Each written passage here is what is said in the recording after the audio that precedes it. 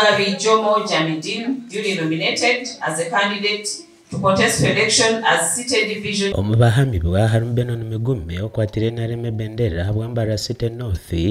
gumisiriza cyabwisho esimbironka tine kibina hantebe yo bwa meya kandi muri mbara City South Jomo Mugabe ol meya wambara City South niwe yahamibwa kuri Segawa na wari kwende ntebeji okurwa mu kibina cha National Unity Platform ntenja simwe nawe yiza tine kibina hamwe na kansara ba division. Jomo Mugabe niwe yabanza kwambibwa akaciko kandi yatugambire byarkwenda kugumiza mari gukorera abantu baheza kumukwase kisanja cya kabiri. Nyambara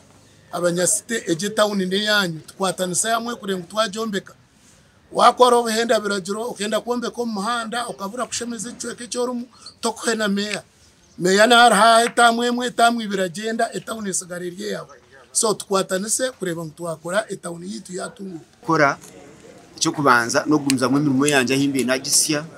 yo khereza abantu uhereza ndakushira munongo mu kuboneza engudo zitu za Nyamitoro Road 1 nyingi zitebeki nenka za Rubiri za Roasero so nyino gumza mu nistebeka nsa kuringo abantu bagera engudo nungi oburago icya kabiri connectivities sales nagana jenzenda kuziconnectingana n'entindo. Benon Mugume hamwe na gumisiriza cyabwisho bahika office zakacikwaka aharisha ibiri zakasheshe kunga babasa kuhamibwa aharisha 11 zo mwabaziyo kandi batugambira obuzubahi bwarga gumisiriza cyabwisho Katozi duly nominated as a candidate to contest for election as City Division Chairperson stroke Mayor Kumbara North Division electoral area. Kartizi nyingi emikono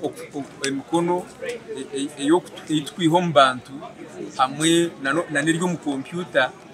turi kutaringa ubwiro bwingi cyo kurebera abatahi banje bingi byabateganisa ukanyabo kugira ngo abantu nyina bahagize bingi kirani nyende mikono 10 yabura bagenda bagirete kubanza rizoba na nominated kandi nana ekikoreka na nominated kiriyaha kandi umunyamahurire yambuza bikanakererwa nani mbanza nabo no mukono omwe naremo aho kwabandi bo bambije direct batakwetagisa wa verifying imikono yabo babatakura bamwe naremo aba batugambire barwenda kutandikiraho gukora baheza kusinga karuraka. Being returning officer for Kumbara City Electoral District pursuant to the Local Governments Act Cap 138 declare Mugume Benon duly nominated as uka nibizagumizamu kandi tindukwiza kudisappointinga abebe abantu banje bindu kwebembera bukutubintu tukora obuteka obusinje entunguka byona nibizagumizamu nibikorwa nko kubintu bitambara tinicho kuzakugarira inyuma mahame mugiramani obusinguzo no bwitu nkanija kubanza nashemeza emihanda yitu nashemeze by'amarwariro n'iby'amashomero hamwe na nentunguka y'abantu ejeniyermu amashanyarazi amizi kureba ngo byakwata umuntu waburizo yabone entunguka nangwa no bwana barabe omwo batarukwebatsa tuza creating obasarizi zo kurangura umwaka abandi abahamibwa kuri Segawa ugurwa mu kibine cya National Unity Platform arukwendo bwa meya bwambara City South kandi ogu nawe yashobora byarkwenda kutandikiraho turete enkurakurana nko mbatembeyi ababine bwa kioski nimba mayisangu tuine kubabanza twabatera line yo kugira nti